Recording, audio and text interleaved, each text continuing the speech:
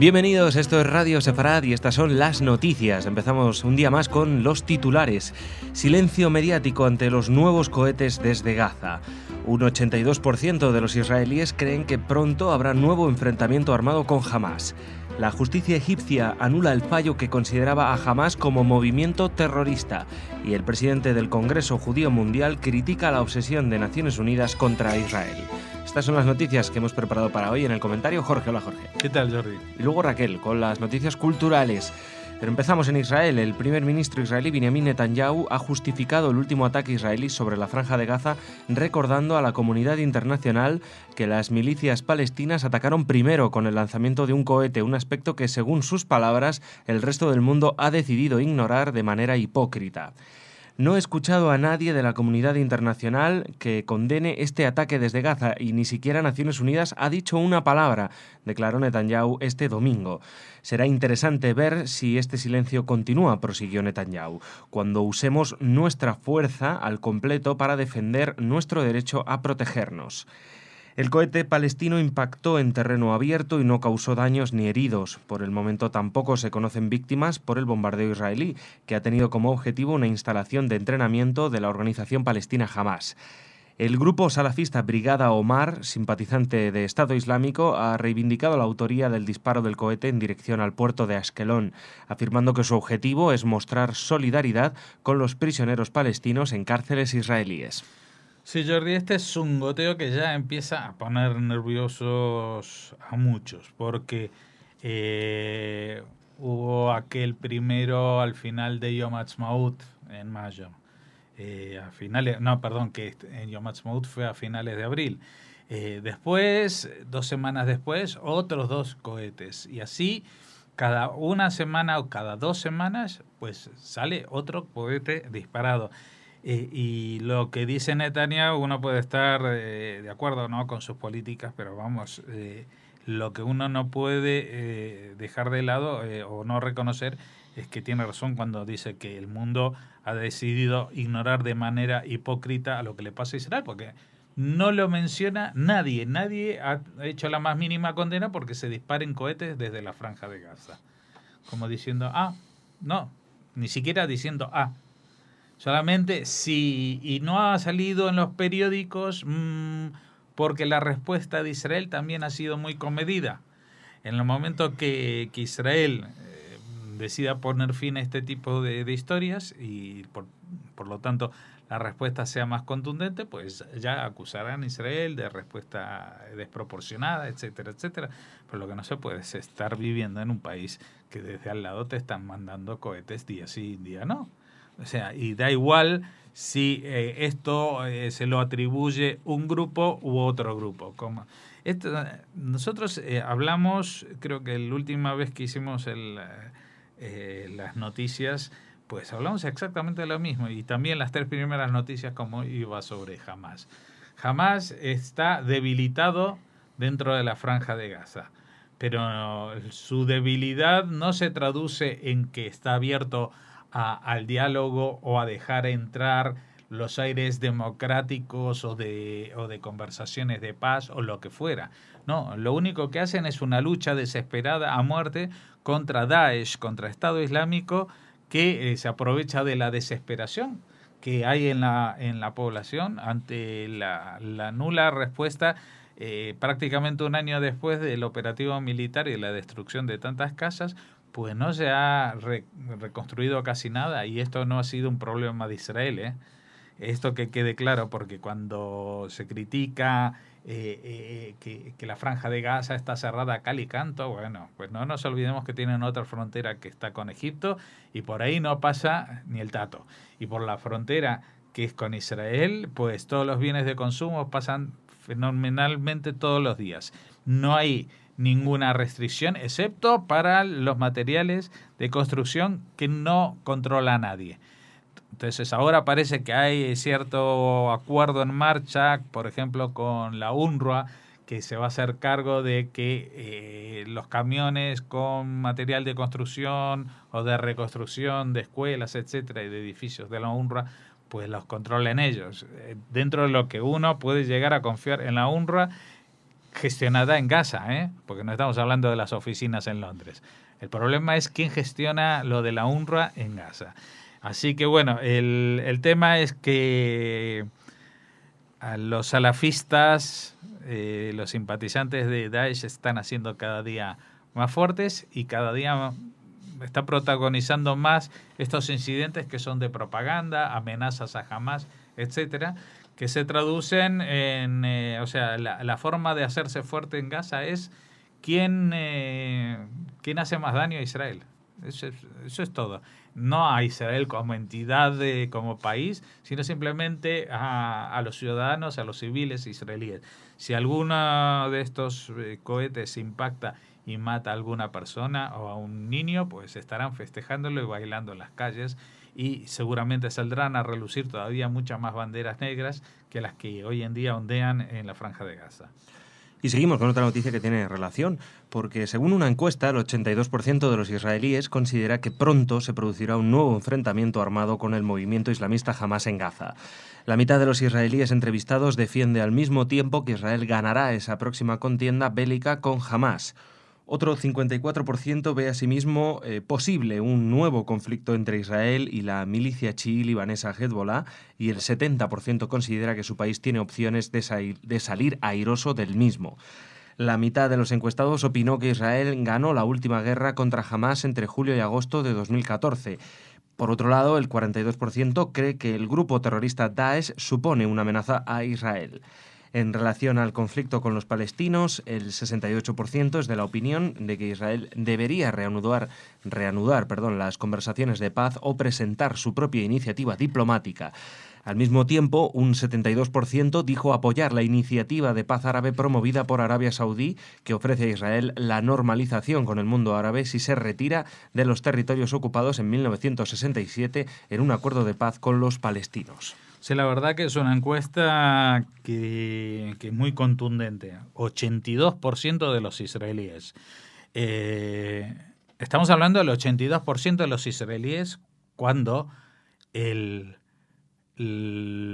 los israelíes judíos solamente son el 80%. O sea, considera que hay más de un 15% de árabes y de gentes de otras minorías, con lo cual prácticamente todos los judíos israelíes o también israelíes árabes consideran que pronto habrá un nuevo enfrentamiento armado con el movimiento islamista Hamás en Gaza. Esto no sé si hay que interpretarlo como un pesimismo de la sociedad o un realismo de la sociedad. Y desgraciadamente me imagino que en un país que se está llevando tantos premios Nobel, lo que quiere decir de que hay mucha gente que es bastante lista, pues esta sensación no está infundada. O sea que, según ellos mismos lo sienten en el aire, lo sienten porque son los movimientos que está dando Hamás, pues este verano va a ser otro verano caliente, y el típico acelerón que teníamos y que ya notamos en los conflictos con Hamás, que antes eran cada 3 años, después cada 2 años, después cada año y medio, pues ahora apenas van a mantenerse durante un año. De ellos, la mitad cree que Israel ganará esa próxima contienda bélica con Hamás, lo que quiere decir que hay otra mitad que piensa que no ganarán. Y cuando se dice no ganarán, no estamos hablando en el plano militar estrictamente. El tema es que uno puede salir victorioso en el plano militar, habiendo conseguido objetivos determinados, eliminar a terroristas, pero cuando el resultado final es peor que el inicial, pues se puede considerar que la guerra se ha perdido. O sea que ha sido una oportunidad perdida. Ese es el problema de que, a pesar de que el 82% creen que habrá una guerra, pues solo la mitad cree que Israel va a salir reforzada de eso. Y por eso son todas las dudas que se plantean en la sociedad israelí. Fíjate otro dato interesante. Un 54% cree que también puede haber un enfrentamiento con Hezbollah. Y pero pese a ello, el 70% dice que tiene posibilidad de salir airoso. O sea que en el enfrentamiento con Hezbollah, aunque es menos probable, la gente piensa que Israel sí que puede salir más airoso. Y eso que Hezbollah es un ejército mucho más entrenado, con mucho más armamento y más contundencia y ahora experiencia bélica en Siria. O sea que es el problema de Hamás no es solamente un problema militar, al contrario, el problema de Hamás es la población civil. Ese es el principal problema. En cambio, con Hezbollah, pues al ser milicianos y con armas y de estar más o menos uniformados, pues es una lucha que se aproxima a una guerra más o menos clásica, de alguna manera. Si bien no del todo, porque no olvidemos que Hezbollah no es el ejército de ningún país, sino una milicia creada, un ejército ideológicamente creado dentro de otro país, que es Líbano. Bueno, respecto al pasado, la mitad cree que Israel ganó la última guerra contra Hamás, y esto es lo mismo que decíamos respecto a una posible futura guerra contra Hamás. Solamente la mitad dice que ha ganado Israel, porque la otra mitad considera que a pesar de que murieron muchos más palestinos que soldados israelíes, pues el resultado es que un año después estamos en una situación muy similar. En relación... y respecto a Daesh, sorprende, por lo menos a mí me sorprende, que solo el 42% lo ve como una amenaza a Israel. Yo pensaba que la sociedad israelí lo veía al lobo más de cerca, pero seguramente creen que, y justificadamente, que Daesh está más entretenido, entre comillas, luchando contra suníes y contra chiitas por distintas facciones de esta macro guerra civil musulmana que se desarrolla en el Oriente Medio, que está orientada a Israel. En relación al conflicto con los palestinos, un 68% cree que debería reanudar las conversaciones de paz. Y esto sorprende, Jordi, porque no olvides que acabamos de celebrar unas elecciones presidenciales, legislativas en Israel, que han salido con un reforzamiento de la derecha. Y sin embargo, el 68% dice que hay que reanudar las conversaciones de paz. Con lo cual, habría que revisar lo que mucha gente piensa sobre la derecha o sobre la derecha israelí, que están cerrados en banda, que están negados a cualquier negociación, y que no es así. Otra vez, el tema de las posiciones ideológicas en Israel, más a la derecha o a la izquierda, que tienen que ver más con el optimismo o el pesimismo con que se encaran unas conversaciones de paz, tiene que ver con qué signos serían lo suficientes para que en Israel se reactivase ese diálogo.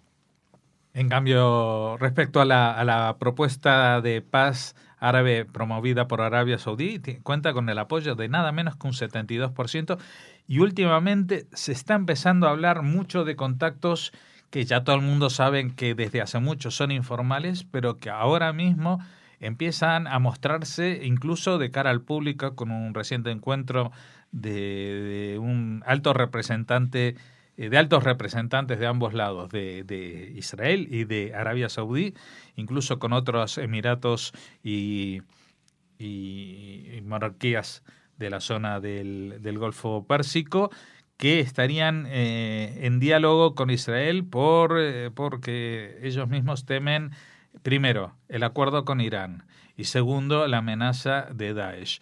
Así que esos son dos puntos en común que podrían acercar posiciones del mundo árabe más moderado, digamos. Seguimos, vamos ahora a Egipto. La justicia egipcia anuló un fallo anterior que declaraba al movimiento palestino Hamás grupo terrorista, un paso que puede mejorar sus relaciones con las autoridades del Cairo y reactivar el tradicional papel mediador de estas últimas. El citado fallo, dictado el pasado 28 de febrero, consideraba que Hamás perpetró atentados en territorio egipcio y ofreció apoyo a grupos extremistas activos en la península del Sinaí.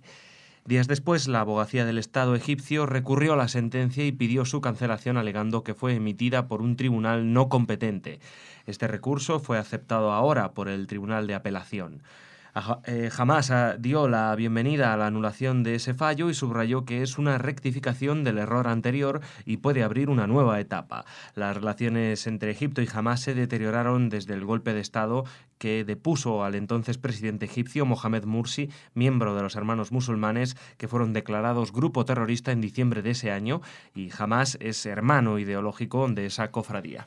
Bueno, que nadie se llame a engaño, o sea, Egipto puede en algún momento enfadarse con Hamas, pero son gente del mismo grupo, son árabes, son del mismo grupo étnico, practican la misma religión, incluso la misma forma de religión suní, así que era lógico que en algún momento la cuestión se relajara y seguramente esto también responde a algún tipo de pacto de no agresión mutua entre Hamás y el gobierno de Egipto para, digamos, suavizar el enfrentamiento que hasta ahora tenían. No olvidemos que Egipto no solamente ha sido muy contundente en las represalias que ha tomado contra los grupos yihadistas que pululan por el Sinaí, sino que ha alejado la frontera de Gaza 1 kilómetro para que estropear todos los intentos de tunelación que han sido tan abundantes. Se dice que solamente Egipto ha derrumbado más de 1.500 túneles. 1.500 túneles.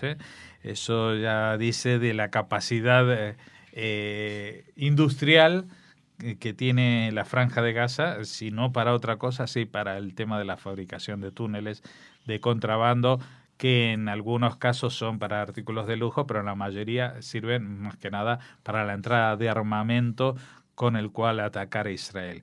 Así que el hecho de que ahora jamás deje de ser un grupo terrorista tampoco cambiará mucho las perspectivas y puede llegar a mejorar en el tema de lo que hablábamos antes, un posible enfrentamiento entre Israel y Hamás o contra la Franja de Gaza, pues Egipto puede hacer valer su presencia como mediador, cosa que no pudo ser cuando el año pasado estaba enfrentado tan radicalmente a Hamás y los de Hamás solamente aceptaban la mediación de Qatar y Turquía, que creo que tampoco ahora estarán mucho por la labor porque Hamás los ha abandonado para volver a los brazos de su antiguo amo y señor Irán. Y terminamos hablando del Congreso Mundial Judío. Durante una conferencia organizada por el diario Jerusalem Post, el presidente del Congreso Judío Mundial, Ronald Lauder, criticó la obsesión que tiene la ONU con Israel a la vez que apoyó una solución de 2 estados para el conflicto entre israelíes y palestinos. Lauder calificó a la ONU como una burla de sí misma, una organización política para que muchos países impulsen sus propias agendas en lugar de un foro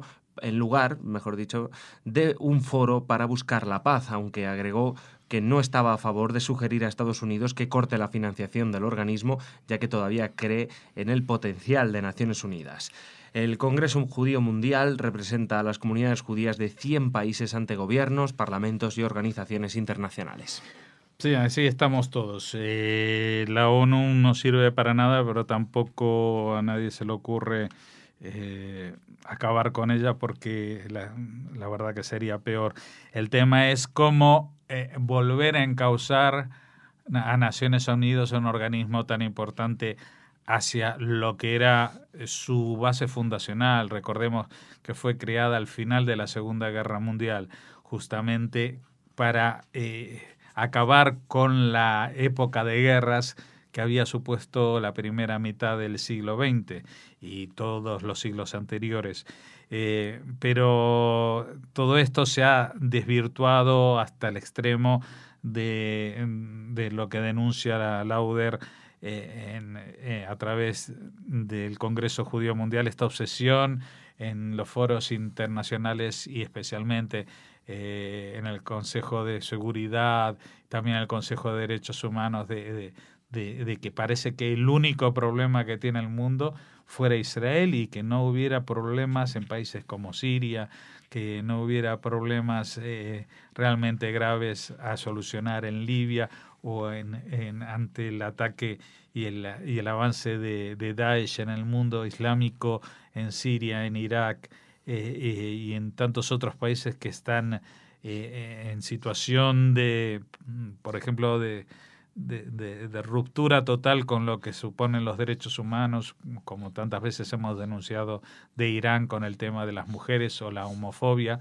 o el mismo Corea del Norte, que ha sido invitado por el Consejo de Derechos Humanos de Naciones Unidas a formar parte de él. O sea, lo invitan como diciendo, ven, si tú eres como nosotros. Así que, bueno, el tema es que todo el mundo tiene la sensación de que todavía no hemos tocado fondo con las Naciones Unidas. Ese es el problema, que ya existe ese olor a pudredumbre por todas partes, pero parece como que todavía sigue siendo útil a muchos que simplemente por sumar números, si sumamos todos los países árabes, todos los países musulmanes y todos los países que tienen intereses económicos vinculados a países árabes y musulmanes, pues dan una cifra que apoya cualquier tontería y cualquier barbaridad que se presente contra Israel, y en cambio hacen piña contra cualquiera que quiera poner en jaque o en duda, por ejemplo, la libertad religiosa en Arabia Saudí o la libertad sexual en la mayoría de los países del Oriente Medio, por no hablar de derechos humanos en China, etcétera, etcétera. Gracias, Jorge. Mañana te vemos de nuevo. Ahora Raquel con las noticias culturales.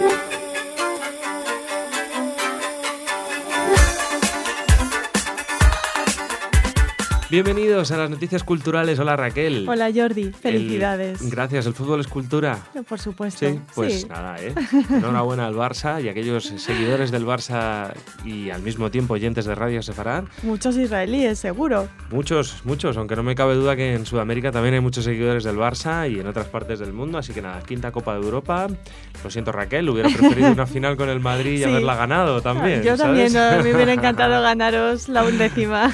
Bueno, a lo mejor el año que viene. Venga, a ver si llegan los dos a la final. Bueno, Jordi, también nos tenemos que felicitar por una iniciativa de RBA y el Centro Sefarad Israel, que nos invitan a la inauguración de la exposición El fotógrafo del horror, la historia de Francisco Boix y las fotos robadas a los SS de Mauthausen.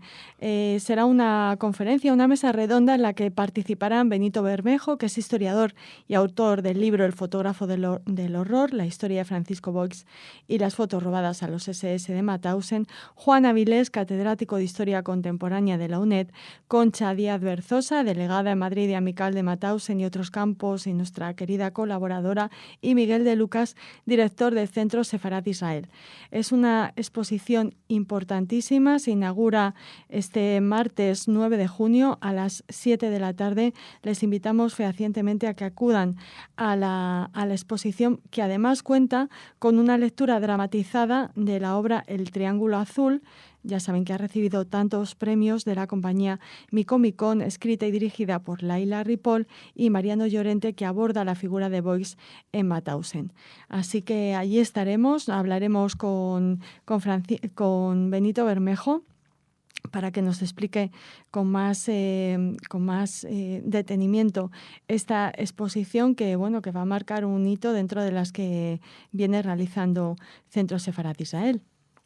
Pues sí, Francisco Boix, ese fotógrafo, yo he de decir que lo desconocía por completo, Raquel, pero que no solo sus fotos, sino aquellas que robó, ¿no?, a las SS, luego sirvieron de documento gráfico para los juicios de Nuremberg. Sí, es una historia muy interesante, Jordi, sí, porque él trabajaba sí, en el laboratorio fotográfico de Mauthausen, ya sabes, por esta obsesión de los nazis de documentar todo, hacían fotos a los prisioneros y aprovechó su trabajo para robar película que escondieron gracias a la ayuda de una mujer, que no recuerdo ahora su nombre, lo lamento, y que después de que el campo fuera descubierto, pudieron recuperar esos rollos de película.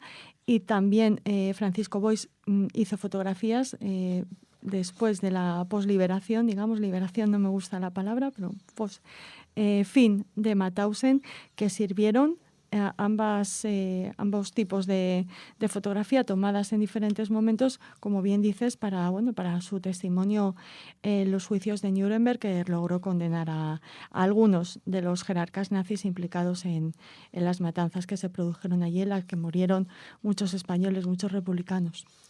Pues sí, muchas personas en general. Y sí, la verdad, pues mira, para reivindicar la figura de este fotógrafo y eso, si quieren conocer todos los detalles, aquí está esta exposición y este libro. Uh-huh. Hablábamos de Concha Díaz Berzosa y ha sido ella precisamente la que nos ha hecho llegar una noticia que seguro que es del interés de nuestros oyentes. Viene también de la mano de Jacobo Israel Garzón, siempre atento a este tipo de iniciativas. Existe una campaña para preservar y conservar la comandancia del centro de exterminio de Belzec, en Polonia. Les contamos, la semana pasada la compañía de trenes polaca PKP autorizó la venta de la antigua comandancia del centro de exterminio de Belzec.